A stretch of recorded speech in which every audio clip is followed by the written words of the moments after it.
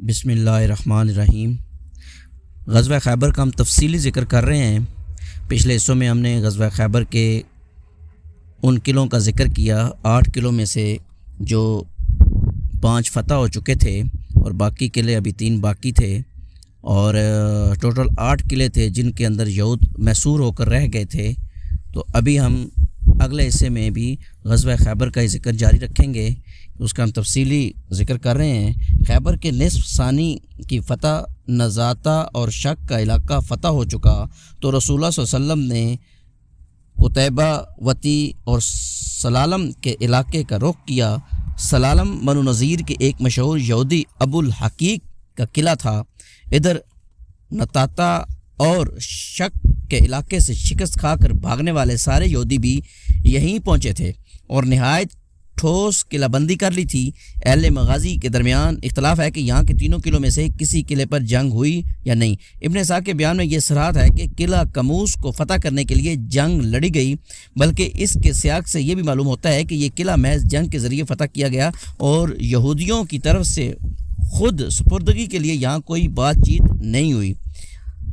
لیکن واقدی نے 2 ٹوک لفظوں میں صراحت کی ہے کہ اس علاقے کے 3 قلعے بات چیت کے ذریعے مسلمانوں کے حوالے کیے گئے۔ ممکن ہے کہ قلعہ کموس کی حوالگی کے لیے کسی قدر کے بعد گفت و شنید ہوئی ہو، البتہ باقی دونوں قلعے کسی جنگ کے بغیر مسلمانوں کے حوالے کیے گئے۔ جب رسول اللہ علیہ وسلم اس علاقے قتیبہ میں تشریف لائے تو وہاں کے باشندوں کا سختی سے محاصرہ کیا۔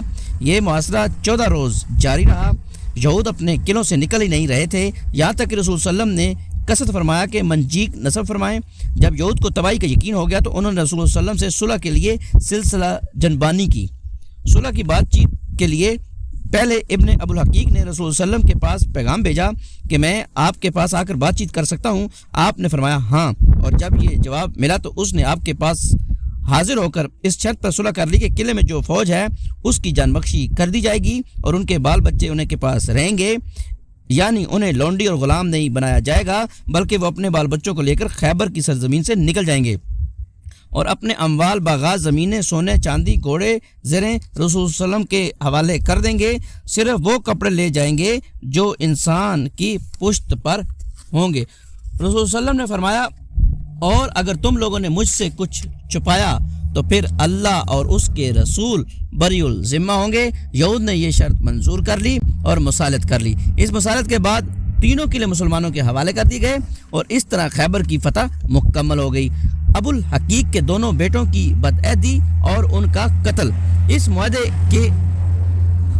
کہ ابو الحقیق کے دونوں بیٹوں نے بہت سا مال غائب کر دیا۔ ایک خال غائب کر دی جس میں مال اور حی ابن اخطب کے زیورات تھے۔ اسے حی ابن اخطب مدینہ سے بنو نذیر کی دلہ وطنی کے وقت اپنے ہمراہ لایا تھا۔ ابن اسحاق کا بیان ہے کہ رسول صلی اللہ علیہ وسلم کے پاس کنانہ بن ابو الحقیق لایا گیا۔ اس کے پاس بنو نذیر کا خزانہ تھا، لیکن آپ نے دریافت کیا تو اس نے یہ تسلیم کرنے سے انکار کر دیا کہ اسے خزانے کی جگہ کے بارے میں کوئی علم ہے۔ اس کے بعد ایک یہودی نے آ کر بتایا کہ میں کنانہ کو روزانہ اس ویرانے کا چکر لگاتے ہوئے دیکھتا ہوں۔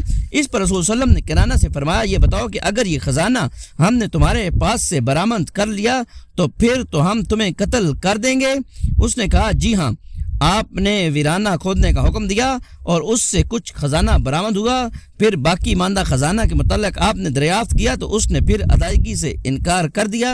اس پر آپ نے اسے حضرت زبیر کے حوالے کر دیا اور فرمایا اسے سزا دو، یہاں تک کہ اس کے پاس جو کچھ ہے وہ سب کا سب ہمیں حاصل ہو جائے۔ حضرت زبیر نے اس کے سینے پر چکماک کی ٹھوکریں ماری یہاں تک کہ اس کی جان پر بن آئی۔ پھر اسے رسول اللہ نے محمد بن مسلمہ کے حوالے کر دیا اور انہوں نے محمد بن مسلمہ کے بدلے اس کی گردن مار دی۔ محمود سایہ حاصل کرنے کے لیے قلعہ نائم کی دیوار کے نیچے بیٹھے تھے کہ اس شخص نے ان پر چکی کا پاٹ گرا کر انہیں قتل کر دیا تھا۔ ابن قیم کا بیان ہے کہ رسول صلی اللہ علیہ وسلم نے ابو الحقیق کے دونوں بیٹوں کو قتل کرا دیا تھا اور ان دونوں کے خلاف مال چھپانے کی گواہی کنانہ کے چچیرے بھائی نے دی تھی۔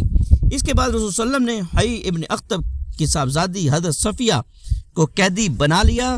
وہ کنانہ بن ابو الحقیق کے ماتحت تھیں اور ابھی دلہن تھیں۔ انہیں حال ہی میں رخصت کیا گیا تھا۔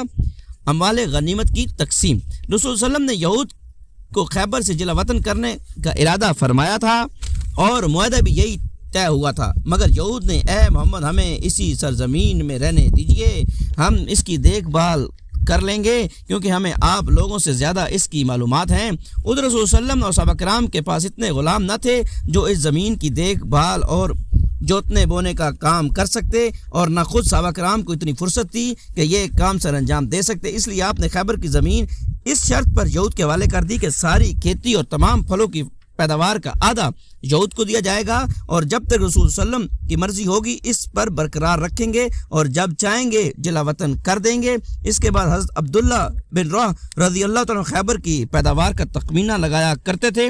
خیبر کی تقسیم اس طرح کی گئی کہ اسے 36 حصوں میں بانٹ دیا گیا، ہر حصہ 100 حصوں کا جامع تھا۔ اس طرح کل 3600 حصے ہوئے، اس میں سے نصف یعنی 1800 حصے رسول صلی اللہ علیہ وسلم اور مسلمانوں کے تھے، اور عام مسلمانوں کی طرح رسول صلی اللہ علیہ وسلم کا بھی صرف ایک ہی حصہ تھا۔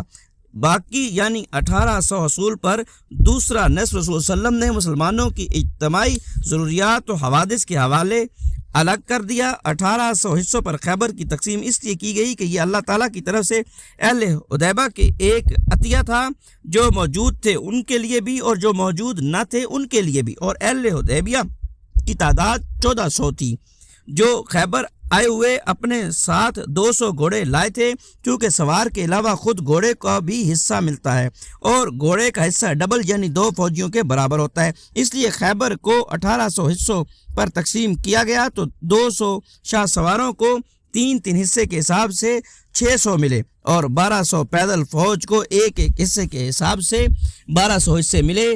خیبر کے اموال غنیمت کی کثرت کا اندازہ صحیح بخاری میں مروی ابن عمر رضی اللہ عنہ کی روایت سے ہوتا ہے کہ انہوں نے فرمایا کہ ہم لوگ آسودہ نہ ہوئے یہاں تک کہ ہم نے خیبر فتح کر لیا۔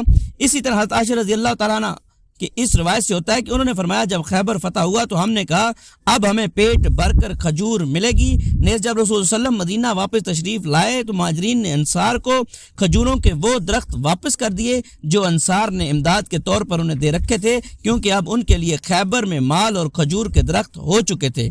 حضرت جعفر بن ابی طالب اور عشری صحابہ کی آمد۔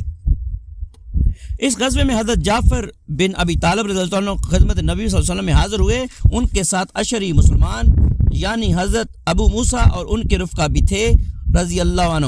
حضرت ابو موسیٰ عشری رضی اللہ عنہ کا بیان ہے کہ یمن میں ہمیں رسول اللہ صلی اللہ علیہ وسلم کے ظہور کا علم ہوا تو ہم لوگ یعنی میں اور میرے 2 بھائی اپنی قوم کے 50 آدمیوں سمیت اپنے وطن سے ہجرت کر کے ایک کشتی پر سوار آپ کی خدمت میں روانہ ہوئے، لیکن ہماری کشتی نے ہمیں نجاشی کے ملک حبشہ میں پھینک دیا۔ وہاں حضرت جعفر اور ان کے رفقا سے ملاقات ہوئی، انہوں نے بتایا کہ رسول صلی اللہ علیہ وسلم نے ہمیں بھیجا ہے اور یہیں ٹھہرے رہنے کا حکم دیا ہے، آپ لوگ بھی ہمارے ساتھ ٹھہر جائیے۔ چنانچہ ہم لوگ بھی ان کے ساتھ ٹھہر گئے اور خدمت نبی صلی اللہ علیہ وسلم اس وقت پہنچ سکے جب آپ خیبر فتح کر چکے تھے۔ آپ نے ہمارا بھی حصہ لگایا، لیکن ہمارے علاوہ کسی بھی شخص کا جو فتح خیبر میں موجود نہ تھا کوئی حصہ نہیں لگایا، صرف شرکا جنگ ہی کا حصہ لگایا۔ البتہ حضرت جعفر ان کے رفقا کے ساتھ ہماری کشتی والوں کا بھی حصہ لگایا اور ان کے لیے بھی مال غنیمت تقسیم کیا۔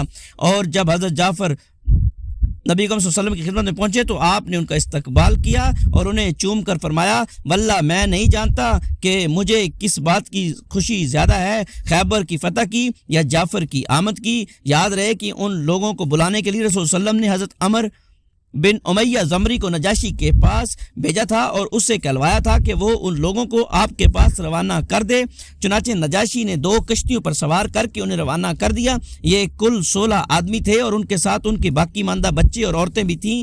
بقیہ لوگ اس سے پہلے مدینہ آ چکے تھے۔ حضرت صفیہ سے شادی، ہم بتا چکے ہیں کہ جب حضرت صفیہ کا شور کنانہ بن ابو الحقیق اپنی بدعہدی کے سبب قتل کر دیا گیا تو حضرت صفیہ قیدی عورتوں میں شامل کر لی گئیں۔ اس کے بعد جب یہ قیدی عورتیں جمع کی گئی تو حضرت دہیہ بن خلیفہ کلبی رضی اللہ تعالیٰ عنہ نے نبی صلی اللہ علیہ وسلم کی خدمت میں آ کر عرض کیا، اے اللہ کے نبی مجھے قیدی عورتوں میں سے ایک لونڈی دے دیجئے۔ آپ نے فرمایا جاؤ ایک لونڈی لے لو۔ انہوں نے جا کر حضرت صفیہ بنت حیی کو منتخب کر لیا۔ اس پر ایک آدمی نے آپ کے پاس آ کر عرض کیا کہ اللہ کے نبی آپ نے بنو قریظہ اور بنو نذیر کی سیدہ صفی کو دہیہ کلبی کے حوالے کر دیا، حالانکہ وہ صرف آپ کی شایان شان ہے۔